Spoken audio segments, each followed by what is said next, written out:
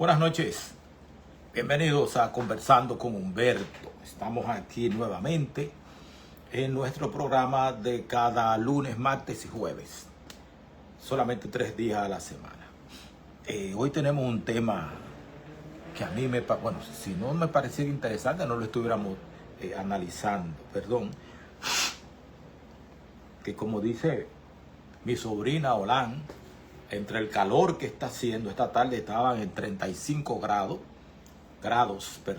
centígrados, entre el calor que está haciendo y el polvo del Sahara, pues me están volviendo otra vez a revivir la gripe que tuve o que tenía hasta hace poco, pero no nos detenemos, estamos aquí para conversar con ustedes. Así que gracias, muy bienvenidos. Comenzamos con 10 minutos de retraso. Espero que puedan perdonarme. Si me pueden ver esta noche, bien. Si no, pues él queda colgado aquí y también yo lo subo a YouTube para que lo puedan ver cada vez que quieran. Si me permiten, vamos a orar. Señor, perdóname, yo soy pecador. Ayúdame a ser limpiado con la sangre de Cristo. Límpiame con la sangre de Cristo. Vísteme con el manto de su justicia y transfórmame. Transfórmame, Padre, en el nombre y por los méritos de Jesucristo. Amén. Bien, hoy vamos a hablar acerca de Daniel 8:14. Daniel capítulo 8, versículo 14. Voy a tomar esta ajadísima Biblia que está aquí, que tiene letras grandes, pero está bastante ajada, o sea, se ha trabajado duro con ella. Libro de Daniel, capítulo 8, versículo 14. Leemos ahí. Vamos al 13. Entonces oía un santo que hablaba y otro de los santos preguntó a aquel que hablaba: ¿hasta cuándo durará la visión del continuo sacrificio y la prevaricación asoladora, entregando el santuario y el ejército para ser pisoteados? Y él dijo: hasta 2300 tardes y mañanas, luego el santuario será purificado. Entonces vamos a reflexionar en este texto. Así que yo quiero, Maribel Cadet, mi hermana querida, muy bienvenida, muy bienvenido Iván, que de seguro está al lado tuyo ahí. Este es uno de los textos proféticos más importantes de la Biblia, mucho más importante. Sin embargo, hay numerosos conocedores, estudiosos del hebreo, que señalan que el verbo utilizado en este pasaje también puede, en lugar de decir será purificado, saludos mi hermano Iván, la Reina Valera, le voy a decir qué año es, del 60. La Reina Valera del 60 traduce el texto como que el santuario será purificado. Sin embargo, numerosos estudiosos del hebreo señalan que el verbo utilizado en este pasaje para decir purificado también puede traducirse como restaurado, será reivindicado o vindicado. Y es interesante estas acepciones que se están presentando aquí, porque esto nos lleva a una pregunta fundamental. ¿Por qué tendría que ser vindicado el santuario de Dios? Vindicar es volver a poner en el sitio que le corresponde, a volver a exaltarlo, a volver a darle su relevancia, a volver a honrarlo como debe ser honrado. ¿Acaso Dios necesita defenderse? ¿Te han preguntado eso? ¿Acaso el cielo necesita limpiar la reputación de Dios? El salmista escribió: tu camino, oh Dios, está en el santuario. Salmo 77, versículo 13. Bienvenidos a los dos. Ustedes son mi familia. De lejos, pero son mi familia. Ustedes están allá, yo estoy aquí. El santuario no era solamente, porque hay que entender algo. Salmo 77, 13, tu camino, oh Dios, está en el santuario. El santuario no era simplemente un edificio o un tabernáculo donde se realizaban ceremonias religiosas. No, era la ilustración del plan de salvación. Eso era el santuario. Era la ilustración del plan de salvación. Cada uno de los muebles del santuario, en el caso del tabernáculo, del templo de Salomón o del templo de Herodes, aunque ya no tenía el arca, el templo de Herodes, cada uno de esos muebles tenía un significado específico. Euclides Paulino, muy bienvenido, mi hermano. Espero que en la ADOCO, la Asociación Dominicana de Economistas, te haya honrado también como buen economista que tú eres y muy trabajador. Bien, entonces el santuario no era solamente un lugar. Si ustedes se fijan en la disposición de los muebles del santuario, era una cruz, estaban en forma de cruz. Todos los muebles, el altar de los sacrificios, luego a seguidas el lavacro, entrando estaba el altar del incienso al fondo, a la derecha la mesa de los panes de la proposición, a la izquierda, es Cristobalina Vera, muy bienvenida, muy bienvenida. A la izquierda estaba el candelabro y luego detrás del velo estaba el arca con su propiciatorio y sus querubines. O sea, era una forma de cruz. Es el evangelio. Por eso, el santuario era la gran ilustración, como dije, del plan de salvación. En él Dios reveló su carácter, su justicia, su misericordia, su gobierno y el ministerio redentor de Cristo. Jesucristo era, a la vez que el Cordero que moría, también era el sacerdote que sacrificaba al Cordero. O sea, Jesucristo era el todo del plan de salvación. Por eso, cuando Daniel anuncia que el santuario será vindicado, está anunciando realmente mucho más que la restauración del lugar. Está anunciando la restauración de la verdad acerca de Dios mismo y del plan de salvación. Eso es lo que Daniel está anunciando cuando dice, y el santuario será vindicado. Ese vaso estaba muy cerca, no quiero gesticulando tumbarlo. Entonces, Dios necesita ser vindicado. El carácter de Dios necesita ser limpiado. O sea, de las acusaciones, sí necesita.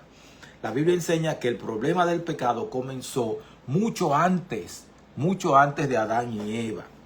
Lucifer no solamente se rebeló contra Dios, primero cuestionó su carácter. Isaías describe su ambición diciendo, Isaías 14, 13 y 14, subiré al cielo, seré semejante al Altísimo. Y Ezequiel añade en Ezequiel 28, 15, perfecto eras en todos tus caminos hasta que se halló en ti maldad. Apocalipsis declara que hubo una guerra en el cielo, Apocalipsis 12, 7 al 9. Pero esta guerra comenzó mucho antes de convertirse en un conflicto abierto. Comenzó con una campaña, con una sarta de mentiras. Por eso Jesucristo en Juan 8:44 dice que el diablo cuando habla mentira, de suyo habla porque es mentiroso y es padre de la mentira. Perdón.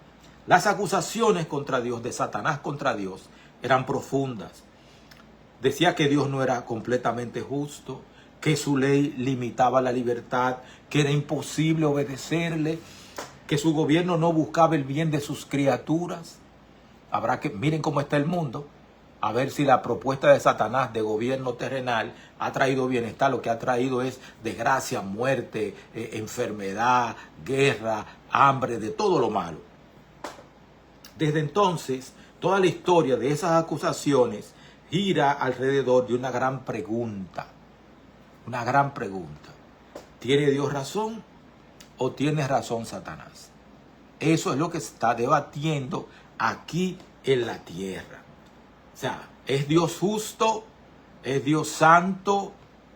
¿O Satanás tenía razón al acusarlo de no buscar el bienestar de su criatura y de ser férreo e intransigente?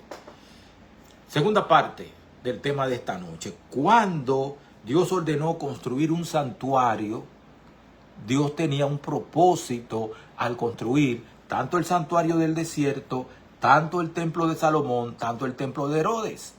Dios tenía un propósito y también lo tenía cada vez que Abraham, cuando caminaba por la tierra, por Palestina, construía altares donde quiera que iba para ofrecer sacrificios al Dios verdadero. Éxodo 25:8, y harán un santuario para mí y habitaré en medio de ellos. O sea, el propósito de Dios todo el tiempo ha sido habitar con la raza humana. Por eso nos creó, por amor, para estar en compañía nuestra. Más tarde el libro de Hebreos nos revela que ese santuario terrenal era una representación del verdadero santuario celestial donde Cristo está ministrando hoy como nuestro sumo sacerdote. Ahora, en este momento, en el santuario celestial, allá en el cielo, donde está el trono de Dios, Cristo está ministrando a favor nuestro como nuestro sumo sacerdote. Dice Hebreos 8, 1 y 2, tenemos tal sumo sacerdote, ministro del santuario y de aquel verdadero tabernáculo que levantó el Señor y no el hombre. O sea, Jesucristo está en este momento trabajando, operando como sumo sacerdote que intercede a favor nuestro, como dice Pablo, porque hay un solo mediador entre Dios y los hombres, Jesucristo hombre. Por eso el santuario representa el centro mismo del gobierno de Dios. Apocalipsis capítulo 4 y Apocalipsis capítulo 5. Ahí en ese santuario se revela la justicia de Dios, la compasión de Dios, la misericordia de Dios, la gracia de Dios, el plan de salvación de Dios y el ministerio sumo sacerdotal de Cristo. Por eso el cuerno pequeño de Daniel 8, ese poder político, religioso, no dirige simplemente su ataque contra un edificio. Daniel declara que ese cuerno pequeño, ese poder político religioso, quitó el continuo, o sea, los sacrificios diarios, echó por tierra el santuario y arrojó por tierra la verdad. Tres cosas terribles con relación a la obra sumo sacerdotal de Jesucristo en el reino de los cielos. O sea, el ataque de Satanás, utilizando a los babilonios, utilizando a los romanos, utilizando a todo, cualquier fuerza que pudiera, no era un ataque contra las piedras, aunque los derribaron el templo. Era un ataque contra el evangelio, contra las verdades fundamentales del evangelio. Y usted me va a preguntar ahora, ¿y cómo fue pisoteado el santuario? A lo largo de la historia, muchas verdades fueron oscurecidas. Muchas verdades con relación a la obra mediadora de Jesucristo en el cielo. Cuando se sustituyó a Cristo por mediadores humanos. No, tú no puedes obtener pecado yendo directamente a Cristo. Porque hay un solo mediador entre Dios y los hombres. Lo dijo Pablo. Y Pedro también lo dijo en el libro de los Hechos. Porque no hay otro nombre dado a los hombres debajo del cielo en el cual podamos ser salvos. O sea, no cabe nadie entre Jesucristo en el cielo y yo. Nadie tiene que intervenir. Nadie. Me acuerda a un buen amigo mío cuyo nombre no voy a mencionar porque la esposa se va a dar cuenta de una vez, que le dijo a su esposa, entre Dios y yo no te metas. Y yo lo tengo eso como ley de vida. Entonces, ¿qué resulta? Que se decidió sustituir a Cristo por mediadores humanos. O sea, tú tienes que confesarte con una persona. Cuando tú no tienes que hacer esto, tú te arrodillas frente a tu cama. Yo sé que es difícil cambiar un hábito y te da más seguridad, pero Dios es por fe, Dios te está escuchando. Tú no necesitas que un ser humano te dice que te perdona los pecados, porque es Dios quien perdona pecados, nadie más. Cuando el sacrificio de Cristo fue reemplazado por la idea de un sacrificio continuo, diario, Jesucristo fue ofrecido una sola vez y para siempre, dice en el libro de Hebreos. O sea, Jesucristo no tiene necesidad, como el sacerdocio arónico, de estar ofreciendo todos los días, Estefanía Irundi, muy bienvenida, de estar ofreciendo todos los días sacrificios. No. Jesucristo fue ofrecido una sola vez y para siempre. Y eso es suficiente Como también fue pisoteado el santuario. Bendiciones, Stephanie. ¿Cómo fue pisoteado? Cuando las indulgencias prometieron el perdón que solo Dios puede conceder. ¿Recuerdan la guerra de Lutero? O sea, la rebelión de Lutero, la reforma. Era porque para construir la Basílica de San Pedro, muy bonita, por cierto, impresionante la Basílica de San Pedro. Gracias a Dios yo pude entrar una vez para construirla. Lo que hizo fue la iglesia fue vender indulgencias. Si tú pagas tanto, compras indulgencia, tú tienes 100 años de perdón, o tú no vas, si te mueres y estás en pecado, todos tus pecados quedan limpiados. Si tú tienes un pariente en el infierno, perdón, o en el purgatorio, desde que tú compres la indulgencia, el alma es liberada y se va al cielo. Todo eso era mentira y lo sigue siendo. O sea, es imposible que un ser humano o un negocio pueda dar el perdón que solo Dios puede conceder.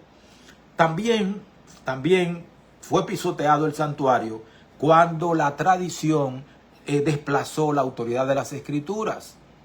No, es la Biblia. Cuando la gracia fue sustituida por sistemas de méritos.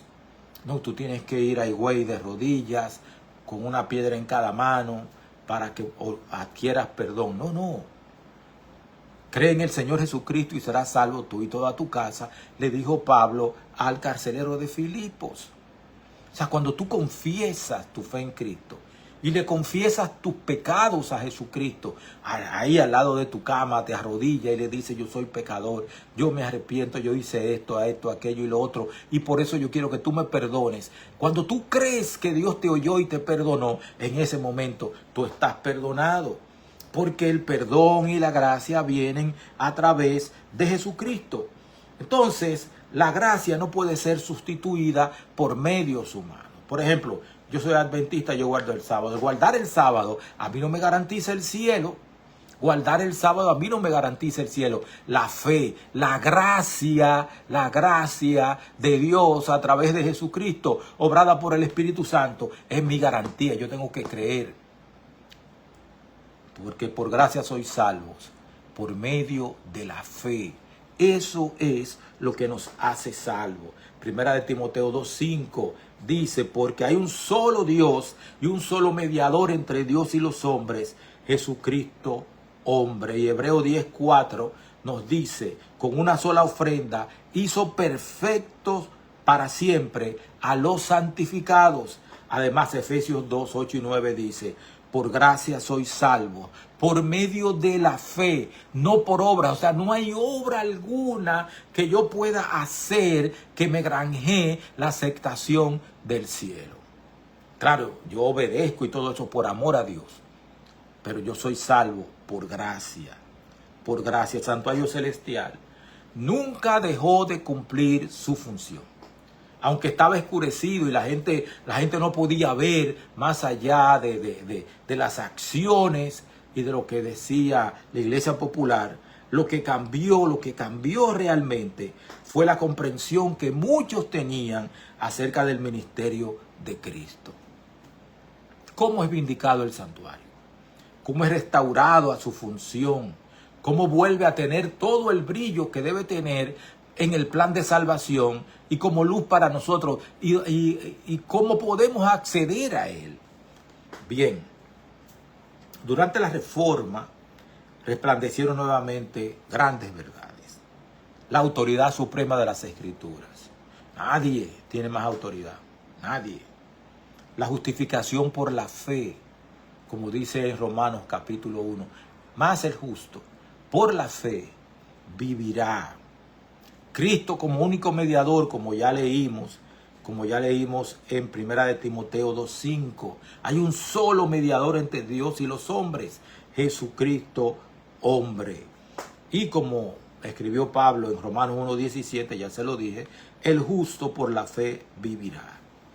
Más tarde el estudio de las profecías llevó a comprender nuevamente el ministerio sacerdotal de Cristo en el santuario celestial. Hebreo nos dice, Hebreos 4:16, acerquémonos pues confiadamente al trono de la gracia. O sea, nosotros podemos acercarnos a Dios confiadamente a través del camino que Jesucristo abrió. O sea, Jesucristo continuamente vive intercediendo por nosotros. Ahí arriba no se duerme. Eso es intercesión, intercesión, intercesión.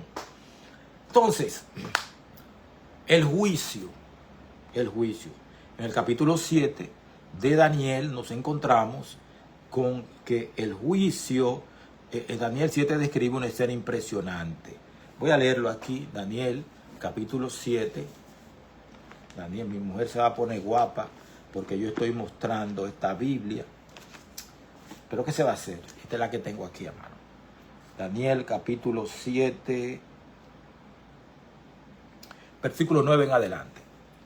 Estuve mirando hasta que fueron puestos tronos, y se sentó un anciano de días, cuyo vestido era blanco como la nieve, y el pelo de su cabeza como lana limpia.